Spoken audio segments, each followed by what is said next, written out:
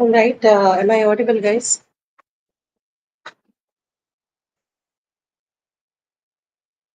Can you hear me?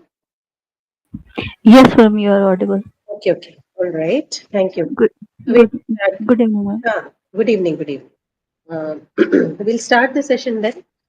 I think I want to finish off this for today's class. This is an important section. Usually runs for two classes and all, but it would be nice if you can finish it today so that you can have some practice for the exam. Okay. So, uh, you, how good are you with the clauses part? You are at least able to identify clauses in a given sentence, right? If you're asked what is a dependent clause and what is an independent clause in a sentence, that much you are able to do, right? You're able to locate it. Yes, no? Yes, ma'am. Yes. Okay. So if that's the case, what we'll do is we'll directly start looking at the questions. So the first one is to identify the subordinate clauses in each of the sentence. Okay, these sentences could be a little different. Different in the sense they follow the sentence structure as you see in English language, but they may not be as straightforward and as easier as you see in your slides, right? So I've included some of them on purpose to show you uh, how complex clauses in English works, right? How we can have different kind of complex constructions in clauses, right? So, just one question before we start. What kind of sentences, kind of sentence, okay? If a sentence has both a subordinate or a dependent as well as an independent clause in it, then what kind of sentence does it make? Ma'am, complex sentences. Complex sentence, right? So you need to understand every time we are asking about dependent or subordinate clause in a sentence, by default, the kind of sentence that we are talking about is a complex sentence. And in any language, whether that's English or Hindi or Tamil or Malayalam or whichever the languages, complex sentences are more common than other kinds of sentences, right? Simple or compound sentences, because the way people talk in their native tongues, the corpus tells us that what is more commonly used as sentence construction, the more commonly constructed sentences in all the languages across the world would be more of complex sentences. Compound sentences could probably the least one, least number of ones that you see, in comparison to, of course, complex and simple ones. But more than simple sentences, what people tend to, human beings tend to construct more in their own languages also would be complex sentences, right? So this isn't an artificial construction. A lot of people, because the language is not native to us, because English is something that we more commonly use only for academic and job purposes, people, a lot of people think that complex sentence is like an artificial construction. That's not true. It's just because it's a foreign language and it's a little remote from our day to day life. We feel like it is the case. If you analyze the sentences from our own languages, the ones that we use at home and with our friends otherwise, we get to see that most of the sentences that we construct are complex. Okay. So approach this particular topic and this lesson with that attitude, right? Don't think that this is some synthetic construction that takes place in English. This is a common phenomenon across all languages, and this is the common form. This is not the exceptional ones, or these are not the constructed ones, right? Artificially constructed ones.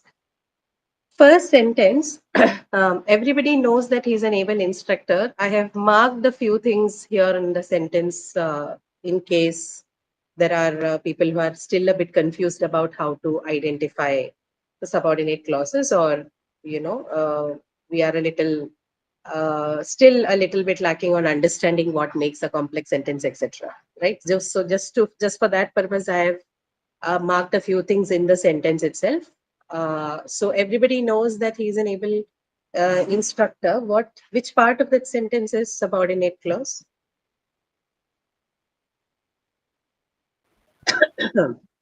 Ma'am, that he is an able Right. instructor.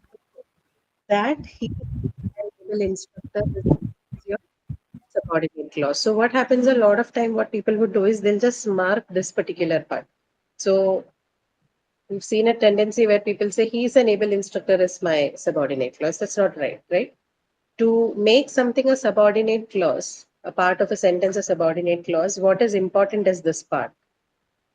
Okay, this is a very important part in the construction of a subordinate clause. What do you call this? What is that here? It's a subordinating conjunction, right? That is a subordinating conjunction, or some people also call it the relative pronoun. So that is also a kind of relative pronoun. Relative pronoun because it joins two parts and shows the relation of the first part to the second, right? So you call it subordinating conjunction, relative pronouns, the same thing, right? So this particular part, including the relative pronoun or the subordinating conjunction along with the subordinate clause is very important because technically that is what is making that particular clause a subordinate clause. So never omit that from your answers, right? That he is an able instructor is your answer, not he is an able instructor. Okay. All right. So uh, if I ask you what kind of clause this is, for example, so which means now we are talking about the functions of the subordinate clause.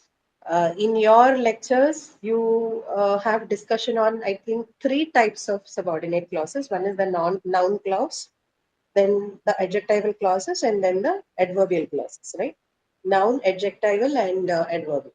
Nominal, adjectival, and adverbial. I think these are the three types of subordinate clauses that are discussed in your lecture. So, how do you identify them? Simple. If a given clause, given subordinate clause, functions like a noun, right?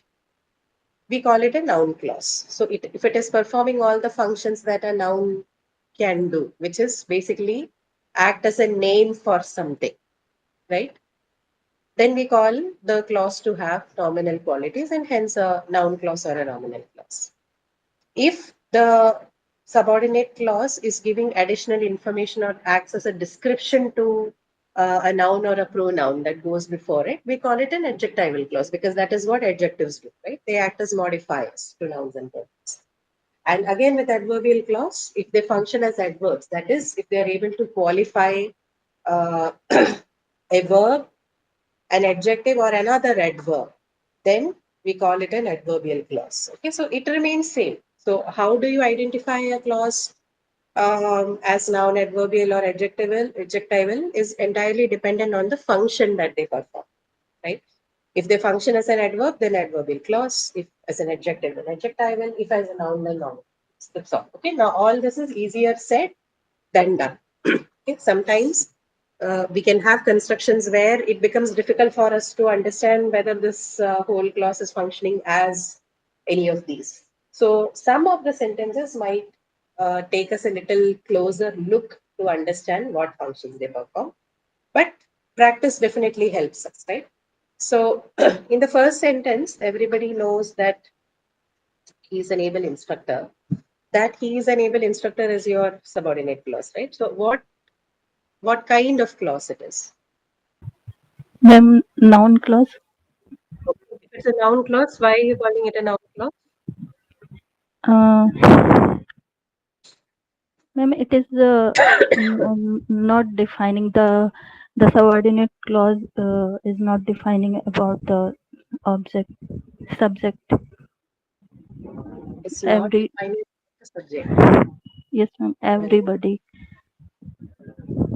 Okay, your identification is right, but the answer, the explanation to that is not exactly right. Okay. So Ma'am, yeah, that I mean, ma'am, I wanted to say that the subordinate clause is not defining the subject everybody. so what does that have to do with it Yeah. being noun clause or not? It will not be adjectival clause and it is not adverbial Oh, as because well. it is not an adjectival and adverbial, then it is a noun clause. No, that is that's not how you look at it, right? We are looking at functionally how this becomes a noun clause. Not that it is not an adjectival or adverbial, so it is a noun clause. Okay. So the reason here is that your subordinate clause, that he is an able instructor, is actually, if you look closely at the sentence, it is the object of the verb know. Okay. Everybody knows that he is an able instructor. So if I ask a question, everybody knows what, then this clause, the subordinate clause, answers the question what. So it is basically taking the place of an object. An object, we know, always will have nominal qualities, right? It will have noun-like qualities. Henceforth, we know this is a noun clause. Okay, that should be the right way to think about it as a noun clause. Okay, because if you're going to do that, the relative pronoun that, this can appear at multiple places. This can even appear in adjectival and adverbial positions. So this is not going to help you that way. What will help you to correctly identify the clause would be to look at the functions, right? So keep this in mind. If your subordinate clause appears at the object position as the object of the verb or as the subject of the sentence, right? Then in both these cases, what kind of clauses will they be? What kind of Ma'am, clauses will they be? Noun ma'am, clause. noun. Yes, ma'am. So if subordinate clauses take up the position of uh, Object. subject or object, right? In a sentence, there are two positions which the clauses, if they take up, if there is a subordinate clause, there are two such places in a sentence where the subordinate clause can act as a noun clause. One is the subject and the other is the object of the verb. Take both these positions, even any of these positions, if you have a subordinate clause, they'll naturally behave like a noun clause. Okay? Okay, so let's look at the second sentence then. He saw the trouble that wrong companionship can cause.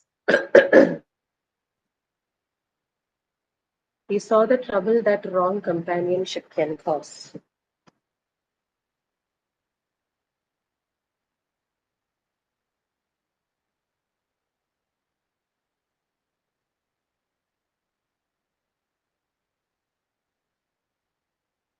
So what is a subordinate clause here? We'll first identify the subordinate clause and then That That wrong wrong championship companionship can. can cause.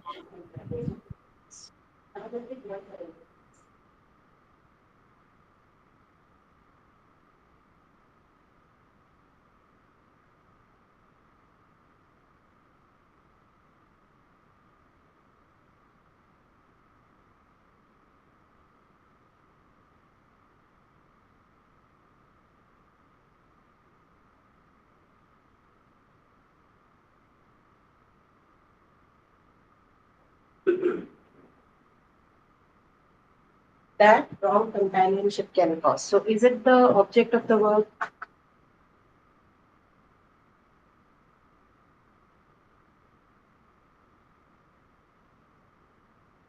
Is it the object of the verb? Still, am I audible or have you lost me? Yes, ma'am. Who can hear? Okay, so is that particular um, subordinate clause acting as the object of the verb saw? No, right? It's not. So he saw what? He saw the trouble. That's what he saw. He did not see the other thing. Now, what is that wrong companionship associated with? The trouble, right? So he saw what? He saw the trouble. So definitely that particular subordinate clause is not the object of that verb. It is a part of the object of the verb, which is the trouble. The trouble that wrong companionship can cause. So if it is a part of the trouble, then what kind of clause is this? Ma'am, adjectival. Hmm. Yes, so this is adjectival because the trouble is what? It's a noun. It's the object, so it's the noun. And if you have a subordinate clause that is associated with the noun, giving description about it, then it has to be an adjective, right? Understood? Any doubts there? Yes? No, ma'am. Okay. Okay. Third one, we will do it, but I don't think you're going to have that kind of questions for the exam. They are a different type of subordinate clauses. Let's anyway look at them. Just thinking about the final round put him in a competitive mood. So which part in this is a subordinate clause? If you're able to identify at least that much, it should be okay.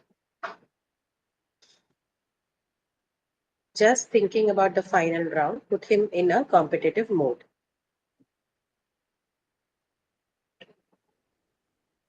You have a ditransitive verb here, put. So technically two objects, but that's not our concern right now. We're only looking for the subordinate clause. Which part has a subordinate clause? About the final round, put him in a competitive mood. So where is your subject, where is your object, and where is the verb? In that sentence, what is your subject, what's your object, and what's the verb? No, just thinking about. Ma'am, No, just thinking about the final round. subject. No, I'm just thinking about it will be subject, I think. Just thinking about is the subject. Yes, ma'am. And So where is the the verb for the subject? Ma'am, put. So what about the final round?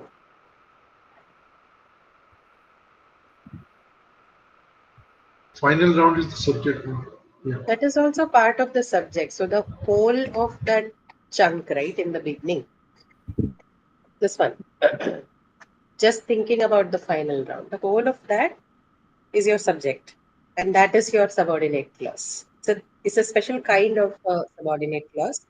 This doesn't fall within any of the ones that we have just discussed. Okay, it's not noun, it's not adverbial or anything. This is a different kind of uh, a subordinate clause. Okay, but this is the subordinate clause of the sentence. Just thinking about the final round.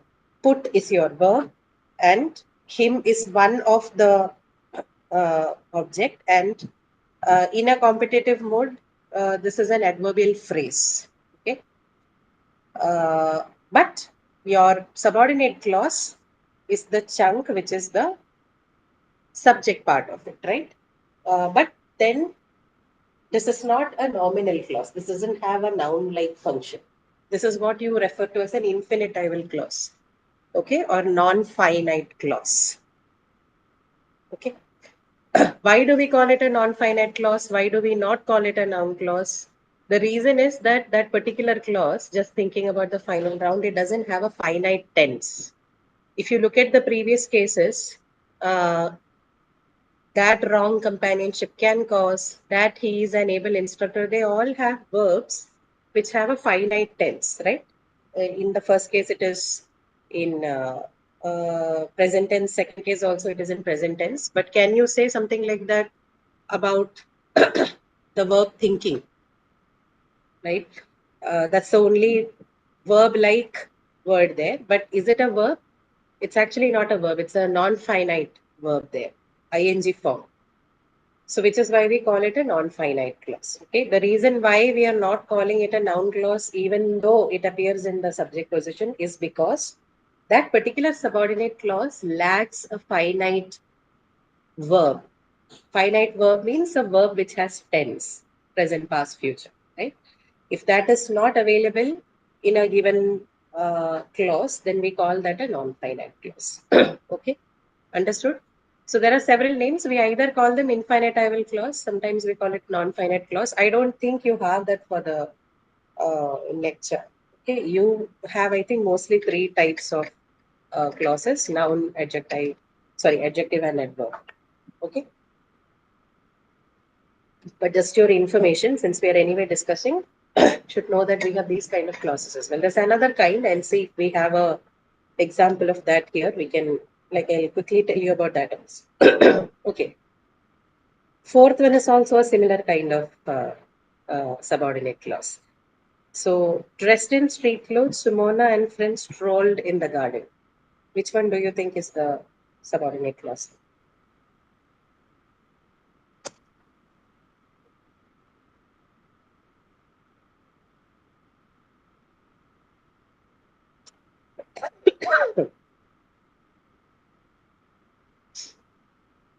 Which part is your subordinate clause? And friends stroll in the garden. Friends strolled in the garden. Okay, so again, same question for you. What is the verb of the sentence? What is the subject of the sentence? What is the object of the sentence?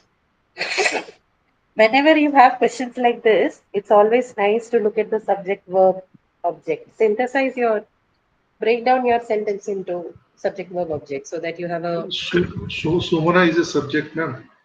And Sumana is not the subject. It's not the only subject. This sentence has a compound subject. Sumana and friends. Strolled is your verb, and in the garden is not the object, but yeah, it's the adverbial phrase. So Sumona and friends strolled. Strolled is an intransitive verb, so it doesn't need an object, hence no object specified, but there's in the garden, which is an adverbial phrase, as an adjunct. Okay, you might have come across complement and adjunct. So Sumona and friends strolled in the garden, nowhere has any subordinate clause. So dressed in street clothes is what you have as a subordinate clause. It's certainly separated out from the main sentence, but that is also a subordinate clause. Dressed in street clothes. Okay. Now, this is something, again, which is comparable to an infinitival clause. So, dressed in that particular clause is not past tense. Okay. This is the participle form, past participle form of the verb dress, dressed in street clothes. Okay. So since it is a non-finite form, again, we have a subordinate clause, dressed in street clothes, but then they don't belong to the noun, adjective, adverbial category. This is also a non-finite example of a non-finite clause. So in non-finite clauses, usually you will have this ing ed forms. Ing is the present participle form and ed is the past participle form. Participles, if you have in a clause, then mostly what happens is it becomes a non-finite clause because we know participles don't have tense, right? They are not tense marked. If you have had a session on what is it, passive voice, right? In passive voice, how do you construct passive voice? You have be plus the participle form, right? So that one doesn't have a tense. Hmm? Same goes for these two also. So third one and fourth one both have the ing ed participles and hence non-finite, no tense on them. Okay. Sixth one also is the same. Learning a foreign language is no easy task. So which part of the sentence is a subordinate clause?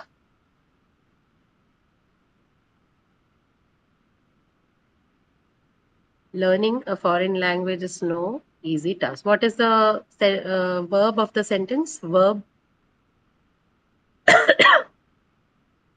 Learning a foreign language is learning. no easy. Look at the Le- sentence carefully. Look at it carefully and tell me which is the what is the verb? Main verb of the sentence is what? Ma'am, easy, not easy. Is. Is the Yes, main verb, right? Is the main verb. Actually, there's only one verb. There are no other verbs. Is the only verb that is a main verb. So, what is the subject? What is the object? ma'am, learning a foreign language is Correct. Learning a foreign language is your subject. No easy task is your object. So, learning a foreign language, is that a noun clause or is it an infinitival clause? infinitable. Okay. Infinitable. This is also infinitival clause, right? Because no finite verbs in that. Okay, good. I'm glad you're understanding this one. Okay, seventh one.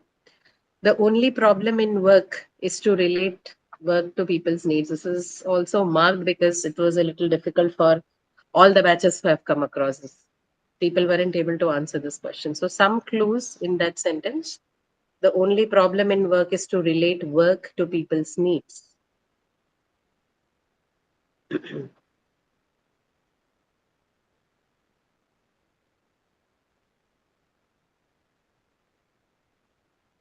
What is the main verb of the sentence? The only problem in work is to relate work to people's needs. Is Is, right? The only problem in work is your subject, but then there is no verb as such in that part. So if there are no verbs in a given unit, then you can't call it a clause, right? That's the fundamental difference between a phrase and a clause. Clause needs to have a verb, right? So since there is no verb, there's no question of looking at that part for subordinate clause. So we are left with to relate work to people's needs, right? To relate work to people's needs. Now there is a verb in this, but what's the problem with that verb? To relate. To relate is your verb, but is it a finite verb? No, ma'am. No, right? This is the to infinitive form of the verb, to relate. So this is also what then? What kind of clause? Infinitival clause, okay? If there are no verbs that can take tense, to relate is a, classic to infinitive verb. Infinitive verbs never have tense, right? So this one is also what? This is also, although it takes up the object position of the verb is, since there is no finite verb in the given subordinate clause, this is also an example of an infinitival clause. Okay.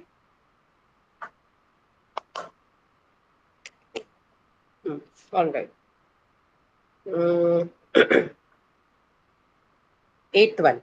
I believe that a hot, humid summer has benefited the hotel business.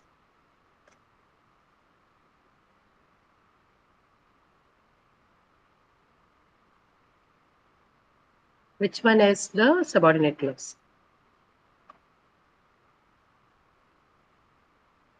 I believe that a hot, humid summer has benefited the hotel business. Yeah, tell me. Ma'am, has benefited to or has benefited the hotel business Um, because here verb is has. Ma'am. no, not that. Verb is benefit, sure, but uh, that is not the marker of clause, right? So this is what I asked you. If you're not able to distinguish between what is a phrase and what is a clause, then this activity becomes a little difficult for you, right? So if you take has benefited the hotel business, uh, that is just the predicate part of the sentence. That one doesn't have any subordinate clause. A subordinate clause should have a verb of its own besides the main verb of the sentence. Okay, so in the previous case, is not part of this particular, this is your subordinate clause. Is not a part of it. Is the main verb. If you're going to take has benefited the hotel business, sorry, yeah, this one. If you're going to take this as the subordinate clause, then we are not left with anything else, right? Where is the other verb? And if you're going to take believe as the verb, then what happens to this part? What is this then? That a hot, humid summer. Everything has to belong to a particular category to form the sentence, right? This is also simple, right? You have the subject. What is the main verb of the sentence? I believe that a hot, humid summer has benefited the hotel business. Which is the main verb? Believe.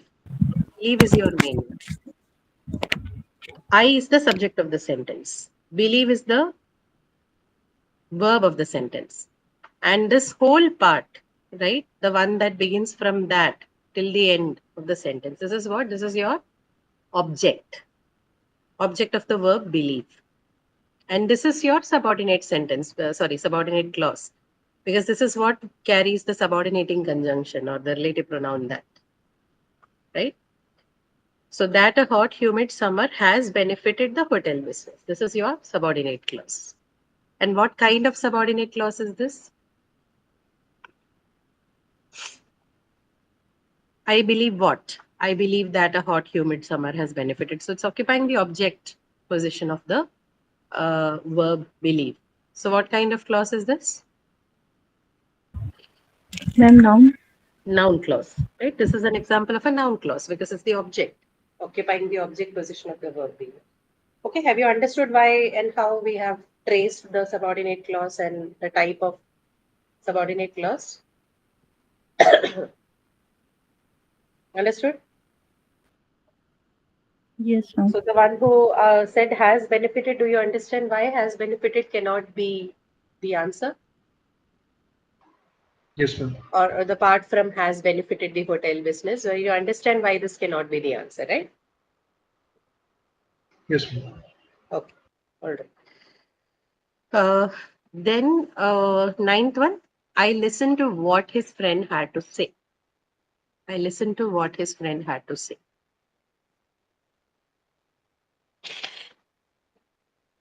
When you said in our syllabus we have only noun three You clauses. have three. Now Mostly three. nine I think you. noun, adjective, and verb, right? Sorry? You said three clauses, right? Noun clause Yeah, and mostly three. Noun, adjective. adjectival, and adverbial. Yes. Right. So I listened to what his friend had to say. It's also a similar kind of sentence. Shouldn't be tough. Ma'am, what his friend had to say. I listened to what his friend had to say. Yes, correct. What his friend had to say. So, what kind of clause would this be? Noun clause. Ma'am, adjectival. Okay, why is it adjectival?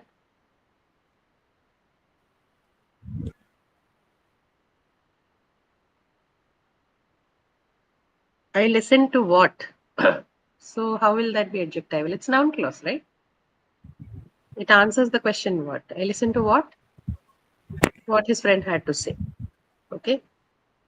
A question clause, but a question clause, this is which is in the format of a noun clause, right? It's asking, sorry, answering the question what. It's able to fill in the blanks if I ask the question what, right? So it's a noun clause.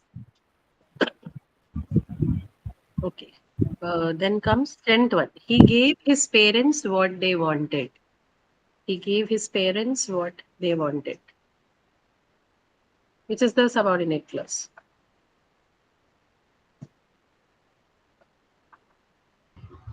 What they wanted. Huh. What they wanted, correct. So that is your It's subordinate noun clause. And what kind of clause. clause is this? Ma'am, So noun clause. noun clause, right? Correct. That's also a noun clause, right? This one, 10th one, give is a ditransitive verb, so it has two objects. One is his parents, and the second one is what they wanted. So, what they wanted is the direct object, his parents is the indirect object. So, since it occupies the object position, it's a noun clause. Okay. 11th, whoever said that does not understand the question.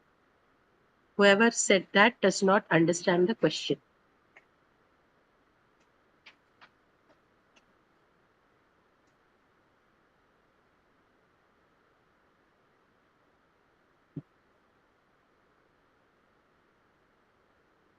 What is the main verb of the sentence?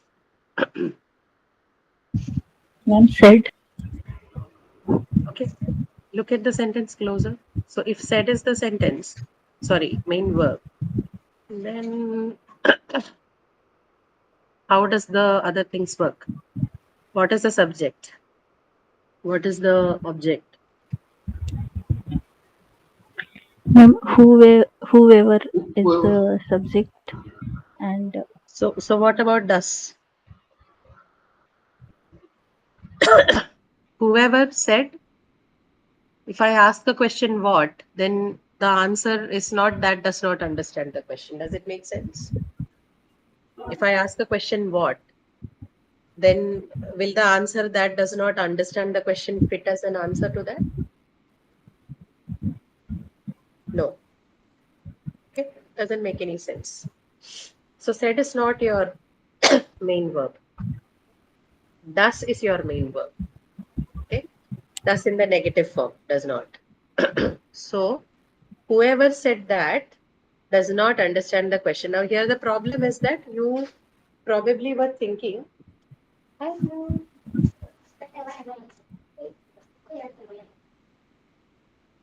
I thought I'm in the middle of a class.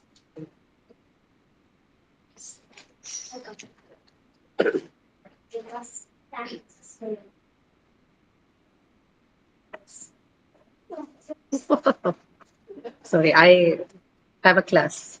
Finish the sentence. Okay.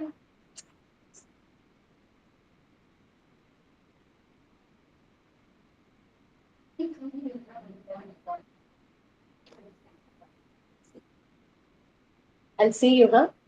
Finish up the class and see you. Okay. So, in this one, I believe, sorry, where were we? Whoever said that does not understand the question, right? So, this one does not understand the question. Does is your main verb, okay? Does in the negative form, that is, do and not. Do plus not does not, right? So, sorry, does plus not does not. So, does not understand, that whole part, does not understand. That whole, this is called a verbal complex. So, in English and even in the languages that we speak, it's not necessary that always your verbs would appear as single words, right? We can also have verbal complexes like this with a negation, sometimes with a serial verb construction. So, this is an example of a serial verb construction. Does not understand. So this particular part is your verb in the sentence. Okay, does not understand is the verb, main verb of this particular sentence, right? Now you look at it and tell me if you're able to answer. Whoever said that does not understand the question. So is the question the subordinate clause? It cannot be, right? Can't be the No. case. Because that's the that's the answer to the question what. Whoever does not understand what, the question, right? Whoever said that, this particular part is your subordinate clause. Now the that you see here, okay, this particular one, the that you see here, this is not a relative pronoun. This is not a subordinating conjunction. Okay, understand this one? Why is it not a? So what is this here then? If it is not a subordinating conjunction, what is it? Whoever said that. What other functions of that do you know? What can that appear as in English language or any language? So if you're someone who understands Hindi, right, what will that translate to? Or who all are here? I do not know where you all come from. So if there are Hindi speakers, then if you translate, what will it be like? Whoever said that.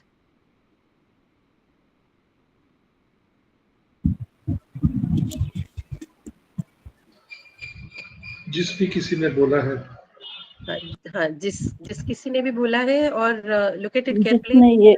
जिसने ये बोला है. जिसने ये बोला है, right? जिसने भी ये बोला है. Whoever said that. So which part of that construction is that in Hindi? जिसने That is ये जिसने is that, no, right? ये is that, right? जिसने Also, भी ये कहा है yes, या बोला है, right? So yes. what is ये then?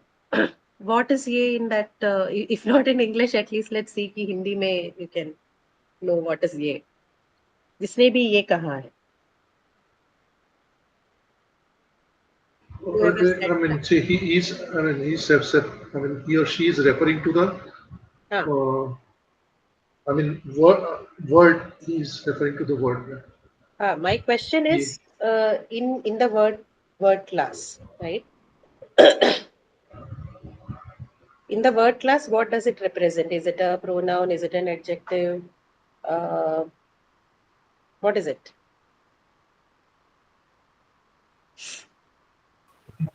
Pronoun. What is it? It is a pronoun, right? That Yes. refers to a pronoun. So here that is functioning as a pronoun, even in the case of English, right? So whatever the language changes, but then the function of that given segment doesn't change. So Hindi, if it is a pronoun, in English also it's a pronoun. So here that is not my point is that this is not a conjunction. It's not a subordinating conjunction. For that to be a part of the subordinate clause, it has to function like a subordinating conjunction. Here it is used to refer to something, right? It is standing in the place of something else, which is why we call it a pronoun. Henceforth, it's not a part of, it is not a connector, it is not a subordinating conjunction. I know a lot of people get confused just because they find that there. So they go, if that is there, then we can mark from that to the rest of the sentence as the subordinate clause. So these kind of things, pay little attention in English, Hindi, or any other language that you have. Some of these functional words, no, they have more than one function. They can act as conjunction sometimes, they can act as pronoun sometimes. The same word can act as an adverb sometimes, right? So keep a watch on functional words particularly. Don't get confused with them. Okay.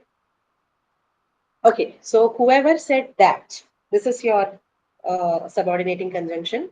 And what kind of conjunction is this?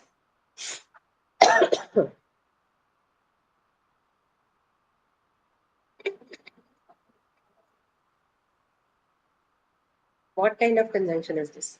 So it's taking up the, what is this? Whoever said that. Now, is this a finite clause? Does it have a tense? Does the verb here say has a tense? It does. Yes, ma'am. It does. So then this can be a noun clause because it is taking up the subject position. So if it is taking up the subject position, it can be a noun clause because it also has a finite verb. If it did not have a finite verb, then we would have called it an infinitival or a non-finite clause. Okay, that's the point. Get it? Yes, ma'am. Okay. All right. So that is about question 11. Then comes 12th one. Drugs that are used in chemotherapy damage a patient's healthy cells as well.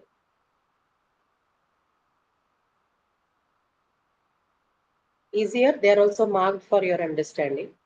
Drugs that are used in, for exams, you won't get this marking because this is a practice session. I have marked some of the sentences with some specification so that it's easier for you to That break are them down. used in chemotherapy. So that are used in chemotherapy. This is your subordinate clause. What kind of clause is this?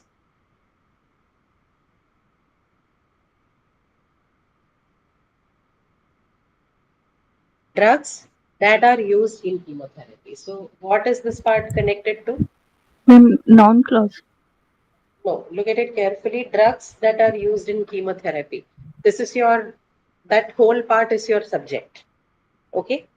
But within that, that are used in chemotherapy is your subordinate clause. What is that clause attached to? Drugs that are used in chemotherapy. Drugs, right? Drugs. Yes. What kind of drugs? The ones that are used in chemotherapy. So this is that part is giving you additional information about drugs. So then what is this? This is an Adjective. adjectival clause, right? This is an adjectival clause. Okay, look at 13 now. The doctors battled a deadly virus fueled by a lackadaisical public. The doctors battled a deadly virus fueled by a lackadaisical public.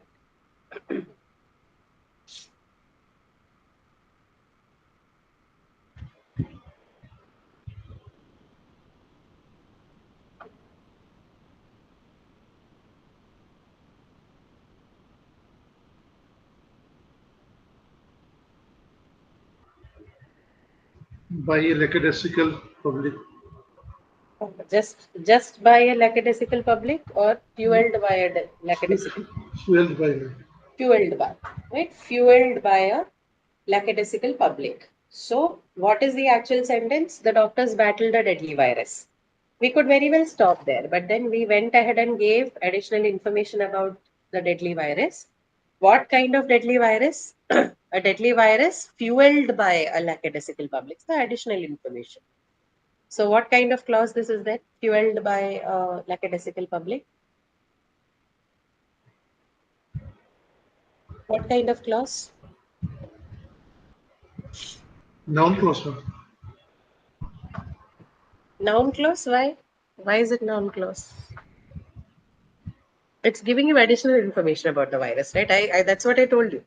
I could stop at deadly virus, but then I went ahead and gave a bit more info about the deadly virus. It's not a deadly virus, but this deadly virus was also something that was fueled by the lackadaisical public, right? Some info about the virus. So this is an adjectival clause again.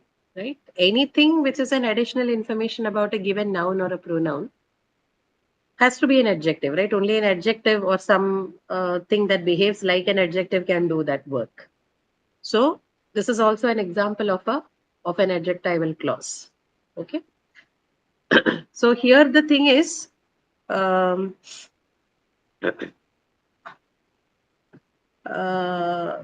okay, that is not in this case. That's a different one.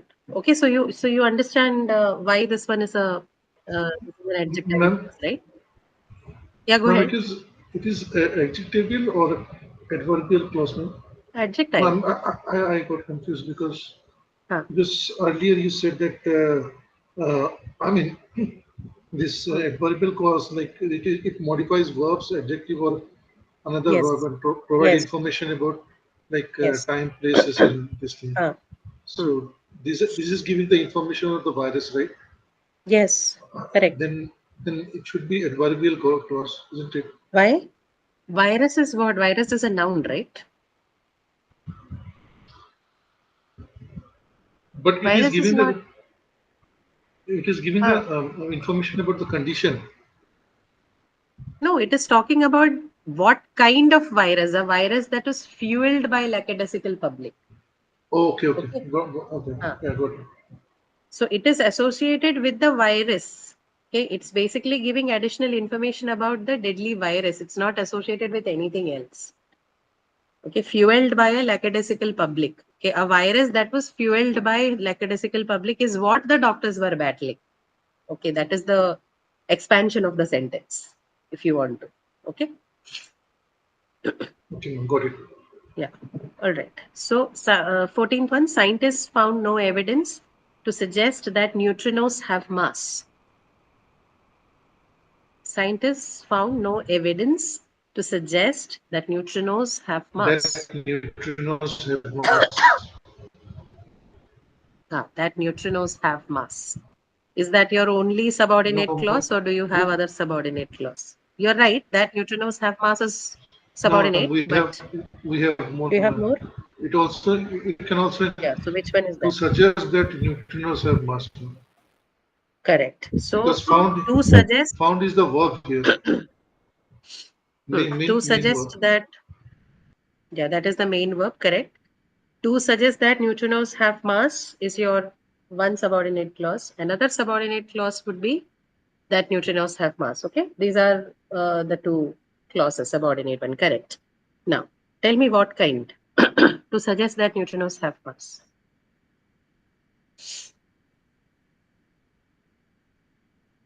Is this mm, is this finite or non-finite? It is the non-finite. Non-finite, right? It says to suggest.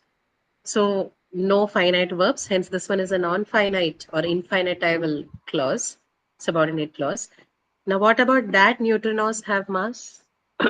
To suggest that neutrinos have mass. This is also non-finite. Why is it non-finite? It has neutrinos have mass. Doesn't it have present tense? Yes. Yeah, so this is finite. Okay, to suggest that neutrinos have mass is non-finite.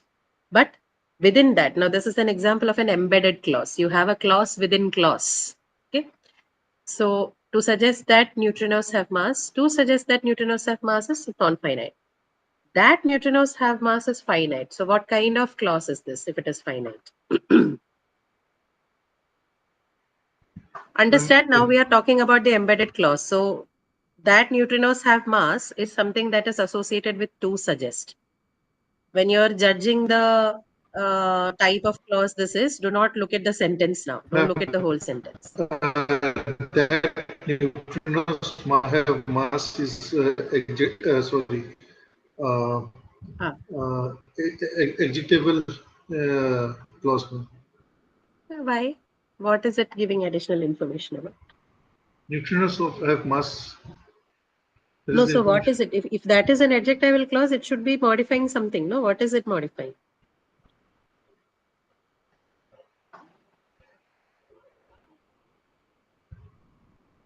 It's not. It's not an adjectival clause. So it is a part of to suggest that neutrinos have mass. So can I ask to suggest what? To suggest what? To suggest that neutrinos have mass. Okay. So what kind of clause is this then? If it is answering the question what? Noun clause. A noun clause? Yes. Noun clause, right? So the problem here is, see, this is the whole sentence. Scientists found no evidence to suggest that neutrinos have mass. Scientists found no evidence. Okay, we could ideally stop here. But then we also, I mean, we in the sense, whoever wrote this, they decided I want to add an additional component to the sentence, which would be a subordinate clause. Now, since it's a non-finite clause, no worries much about subject or verb, or particularly the verb. Okay, they're not concerned, so they could just add a clause just like that. So we are not concerned with this part of the sentence. Scientists found no evidence, because this is clearer. There is a subject, there is a verb. Scientist is your subject, found is your verb, and it has an object, no evidence. The rest of the part is the question for us, because that is what your subordinate clause is. So when you're considering that neutrinos have mass, which is a subordinate clause within the larger subordinate clause to suggest that neutrinos have mass, right? So this is a clause within a clause. So when we are judging the type of clause that neutrinos have masses, we are not going to look at the whole sentence. We'll only look at this chunk. Okay, because the smaller one, the one that is within the to suggest portion of the subordinate clause, is associated with this clause. So whatever judgment we make it within the clause. We don't go beyond the clause to understand. Okay. For doing that, if the whole of this was a part of, say, say if this was of a nature where the whole of this clause was an object to the verb found, then we take the whole sentence because it is connected to the whole sentence. In this case, that is not the case because they are independent. Independent in the sense not independent clause, but they are embedded clauses in their own sense. They have got nothing to do with the initial part of the sentence. Okay. So do not, in such cases where you have this clause within clause cases, please study it first whether they are associated with the main verb of the sentence or are they like a different section altogether. Okay. So that neutrinos have mass is like an object to the verb to suggest, right? So we objects, because they generally show nominal qualities, we call it a noun clause. Understood? Yes, ma'am. Okay. All right. Ma'am, then to suggest that neutrinos have mass is also going to be a noun clause. No, why will that be a noun clause? To suggest that neutrinos have mass cannot be noun clause because it doesn't have a finite verb, right? It has a to infinitive verb, to suggest. For any subordinate clause to be classified as adjectival, adverbial, or noun, it has to have a finite verb. To suggest is by itself a to infinitive. It's an infinitive form of the verb, so there is no tense on that. No? That is what we looked at. So you have ed participle form, ing participle form, and the to infinitive form. All the three are infinitive. They are non-finite verbs. And if you have them in a clause, then that clauses also become non-finite. Understood? Yes, ma'am. Yes. How about others? There are many people who are silent. I hope you're understanding what we're discussing. If not, please ask. Let me actually see who all are here. Actually not taken a look at. Okay. HS1002. Neetu, this is Jagannath and Hardik. You all understand what we are discussing, right? Yes, ma'am. Okay. All right. Okay, let's continue. I think 2 more questions here. When a heart attack occurs, the electronic device automatically produces charges of electricity that jolt the heart back into a normal rhythm.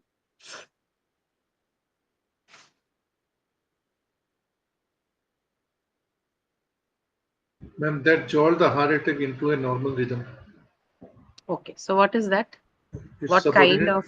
subordinate Ah, it clause, is that is, subordinate, correct. So what type of subordinate clause is this?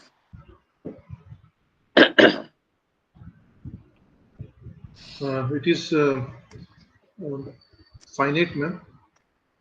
So it is Fine. going. Yes. So it is going to be a noun clause. Is it? Read it carefully.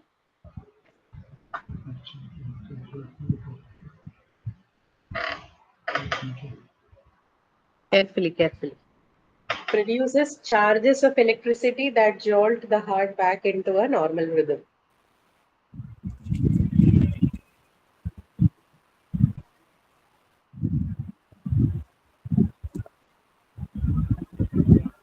Ma'am, adjectival Ah, clause, ma'am. so this is an adjectival clause, right? So what we are talking about the charges of electricity. And what kind of charges? That jolt the heart back into normal rhythm. So it's an additional info of the charges of electricity. Hence, this is an adjectival clause. Okay, correct. So now, is that the only subordinate clause? Do we have anything else in that sentence?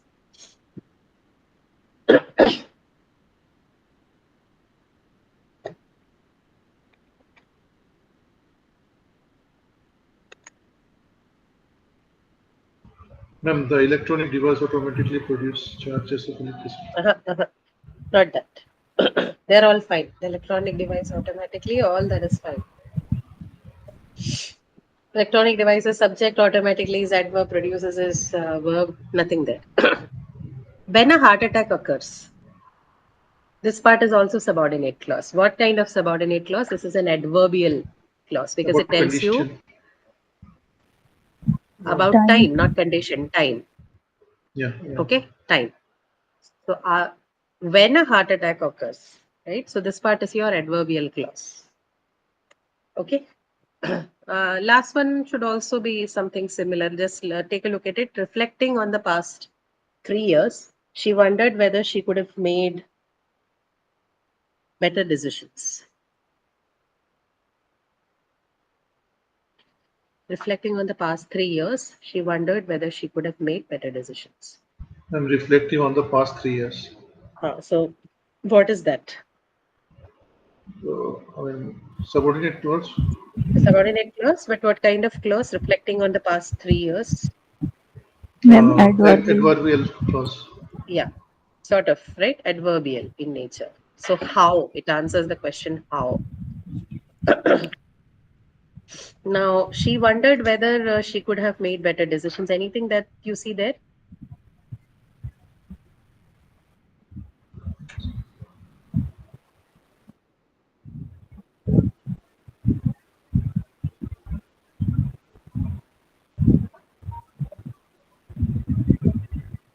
She wondered what, right? So, she wondered whether she could have made better decisions, right? That particular part is also your subordinate clause.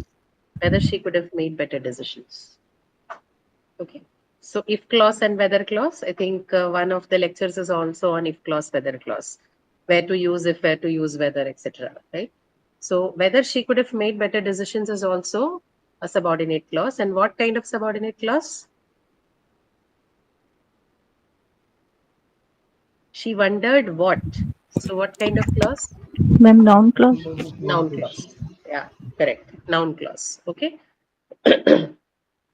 So just 16 of these examples may not suffice. You would have to look at more examples. But are you okay with this more or less?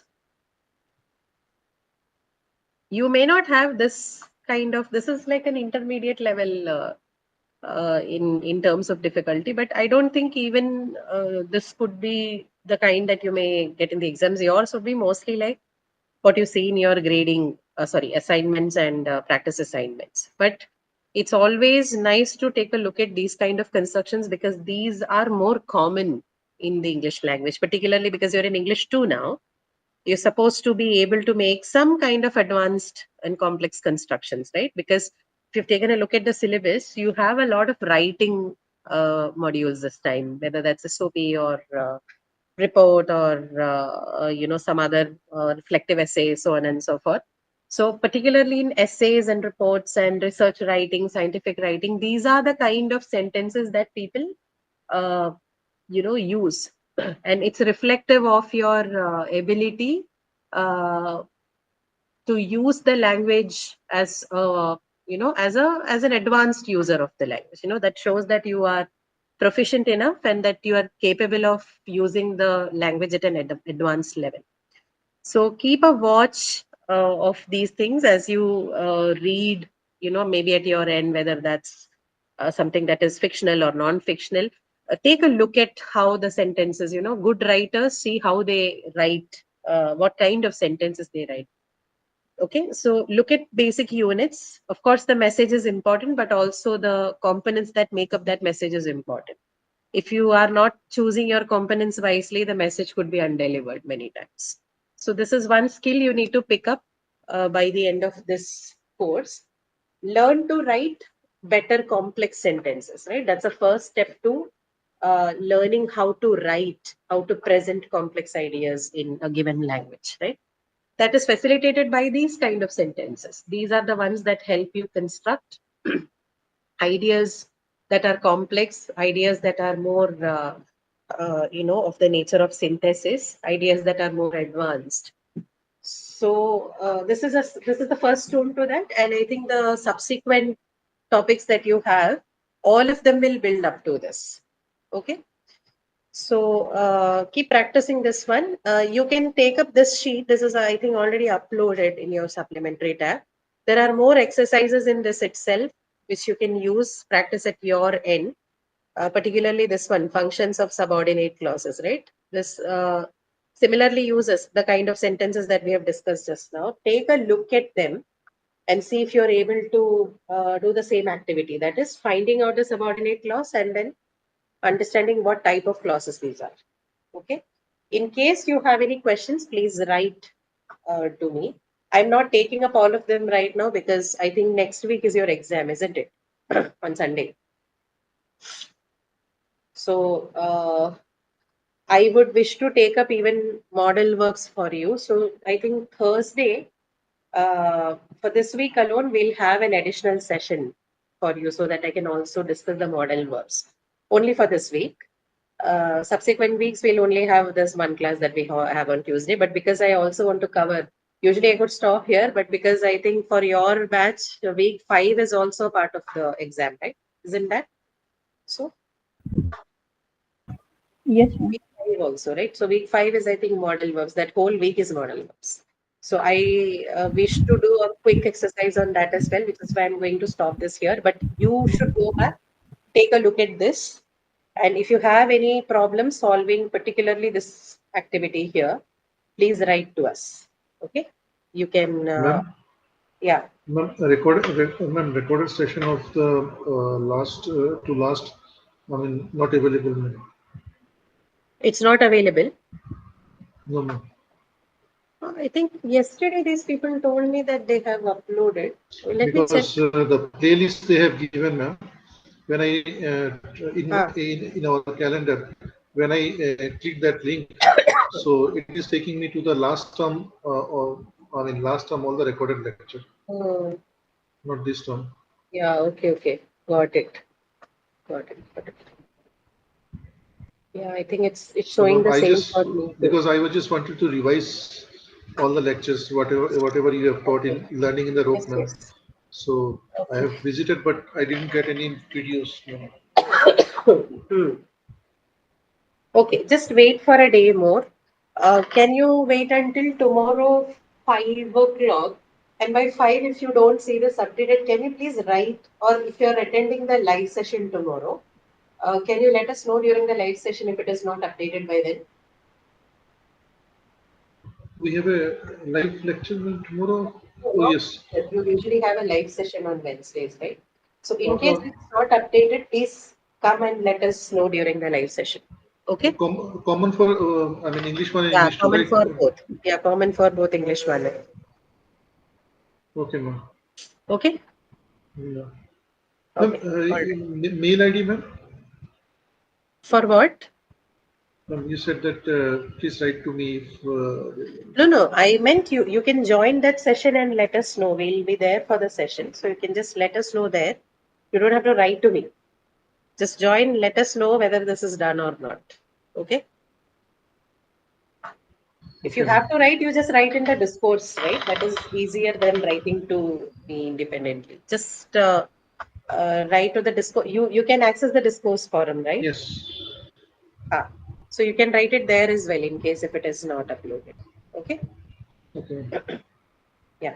Either come to the session and let us know, or you write in the discourse.